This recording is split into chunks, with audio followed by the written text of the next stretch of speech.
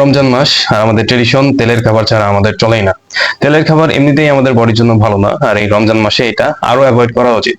এখন মনে করেন ইফতারে আপনি সারাদিন রোজা আছেন, সারাদিন আপনি কিছু খাননি, এখন আপনার পেটে যে হাইড্রোক্লোরিক অ্যাসিডটা আছে এটা অনেক স্ট্রং। আর আপনি যখন ইফতারে প্রথম খাবারটাই আপনি তেলের খাবার খাচ্ছেন, আর এটা খুবই বাজেভাবে রিয়াক্ট করবে আর আপনার অ্যাসিডিটি তৈরি হবে। তো ইফতারে আপনি কি খাবেন, কি খাওয়া আপনার জন্য ভালো হবে? এখন মনে করেন আপনার হাইড্রোক্লোরিক অ্যাসিডটা খুবই স্ট্রং, এখন আপনি এমন খাবার খাবেন, খুবই প্লেন খাবার, খুবই ঠান্ডা জাতীয় খাবার। আর গরম খাবার অবশ্যই অ্যাভয়েড করবেন।